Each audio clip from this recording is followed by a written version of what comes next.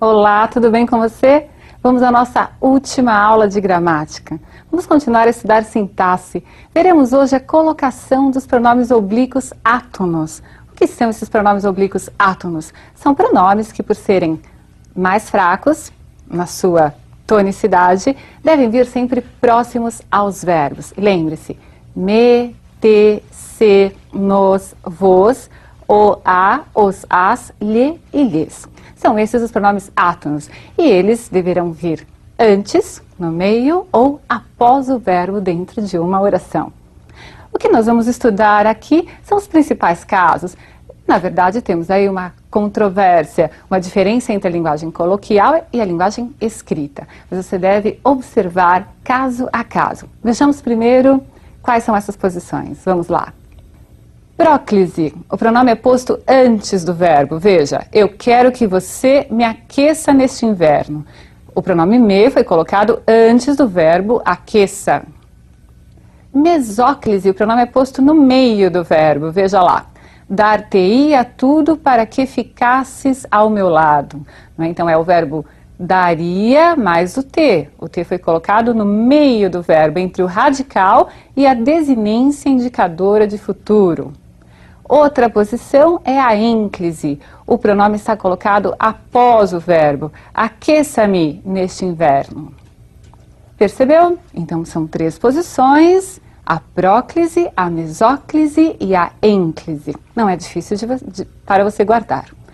Há um poema muito conhecido do Oswald de Andrade em que se fala sobre essa questão da colocação pronominal. A colocação pronominal na nossa língua portuguesa brasileira, ela tem base na eufonia, no bom som. Só que esse bom som esbarra um pouco no português de Portugal, né? Então, quando se vê a forma falada no Brasil, vê-se que ela é diferente da forma falada em Portugal. Leia comigo esse poema e você vai entender muito bem o que eu estou falando. O título do poema é Pronominais.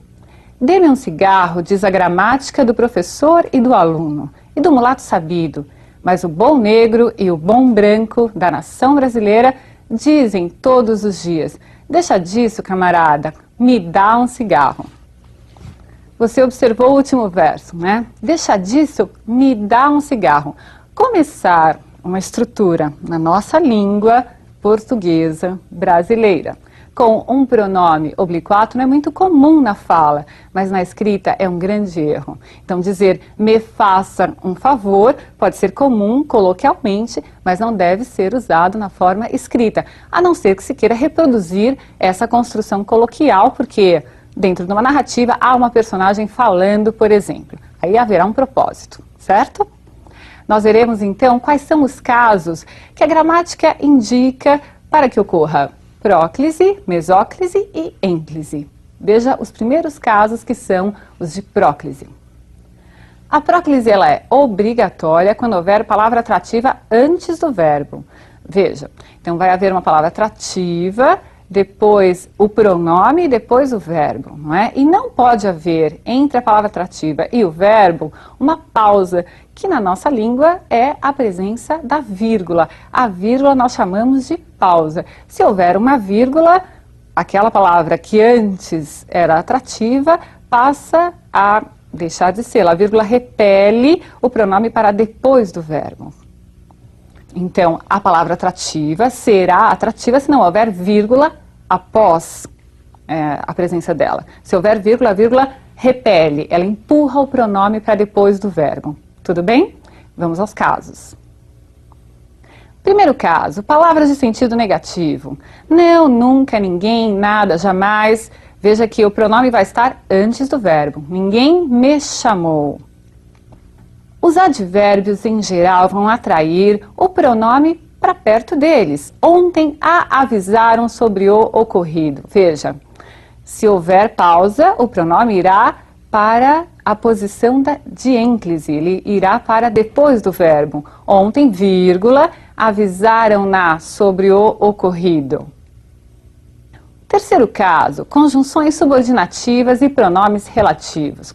Ele desejava que se entendesse. Esse que é uma conjunção integrante. Você se lembra da conjunção integrante. aquela conjunção que inicia as orações substantivas. Abaixo, ele desejava algo que lhe satisfizesse. Eu tenho aí o que como pronome relativo, retomando algo, né, a palavra algo, e o lhe ficou perto do pronome relativo. É assim que você deve escrever. Pronomes indefinidos, pronomes demonstrativos, também serão palavras atrativas. Veja, todos se impressionaram com aqueles fatos. O todos atraiu o pronome se para antes do verbo. Nas orações iniciadas por pronomes ou advérbios interrogativos também ocorrerá próclise. Quem te contou isso? Observe que aí o quem é um pronome interrogativo. Seja pronome ou seja advérbio, será a palavra atrativa, em frases afirmativas ou interrogativas. Agora, palavras que podem ser usadas em orações exclamativas. São também pronomes ou advérbios. Veja aí, o como atraiu o pronome ato no me para perto dele. Como me sinto feliz.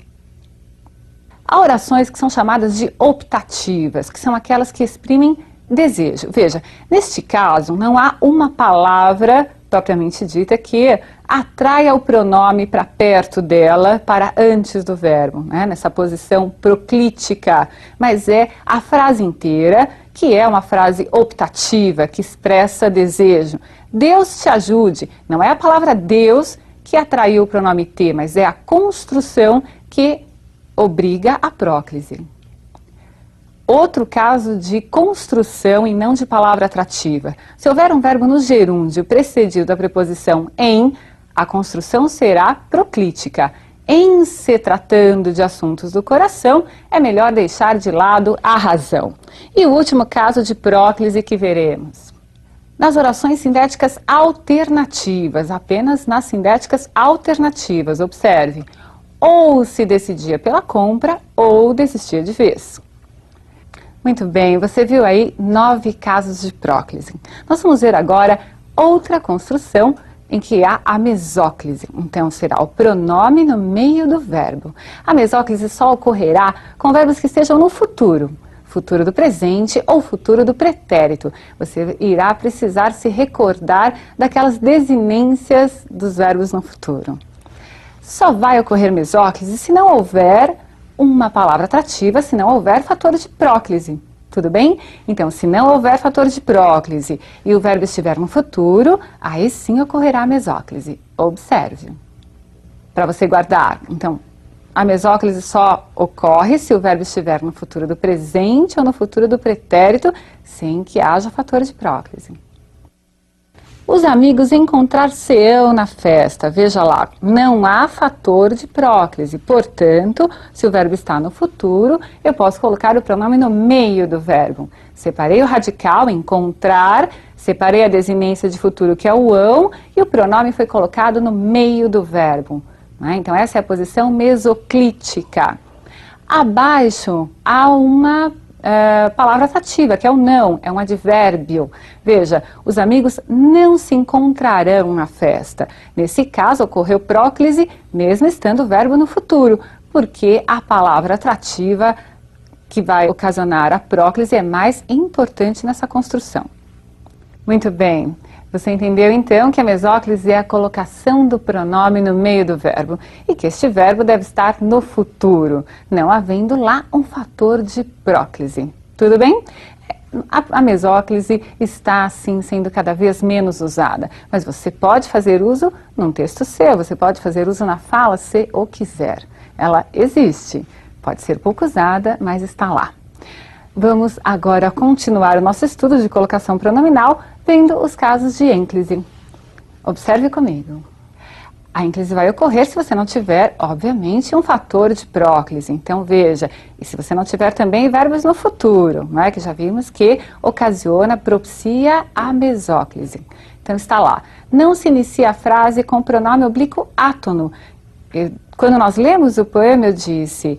É muito comum na fala se começar orações com pronomes oblíquos átonos, mas na escrita não é possível. Devolveram-me o livro. E há um caso também especial de ênclise, que é com a presença do verbo no infinitivo impessoal. Era necessário envolver-nos com o projeto. O verbo está no infinitivo impessoal, não flexionado, o que propicia, o que obriga a colocação enclítica do pronome. Muito bem, você viu então quais são os principais casos de próclise, mesóclise e ênclise. Vamos ver agora como é que se faz para colocar o pronome em locuções verbais. Você se lembra o que é uma locução verbal? Quando nós temos dois verbos que estão juntos, mas se tem apenas um único sentido. O que se faz para colocar o pronome entre esses verbos? Coloca-se no meio? Coloca-se antes? Coloca-se depois? Vamos ver uma locução verbal que é muito importante no vestibular. É uma locução verbal que traz um verbo auxiliar, mas o principal no particípio. Veja, quando houver verbo auxiliar mais particípio formando uma locução verbal e você tiver de colocar um pronome oblíquo átono, você vai observar primeiro se há fator de próclise. Se não houver, você só tem uma opção. Você vai colocar o pronome junto ao verbo auxiliar. Observe, tinha-lhe contado a verdade. Muito cuidado para não deixar de colocar o hífen ligando o verbo ao pronome, porque se você não o fizer, se você não colocar esse hífen, o pronome vai ficar solto, vai parecer que ele está proclítico ao outro verbo, que é o contado, e isso não pode acontecer. Entendido? E se houver fator de próclise? Muito bem, o pronome irá para antes do auxiliar, para a posição próxima à palavra atrativa. Veja, não lhe tinha contado a verdade. Nós temos aí a próclise em virtude do não. O que não pode ocorrer de forma alguma é o pronome vir ligado ao verbo no particípio. Esse é um erro sério. Nunca ligue pronome átono a verbo no particípio. Entendido isso? Um grande abraço para você e espero que você tenha uma excelente prova. Até!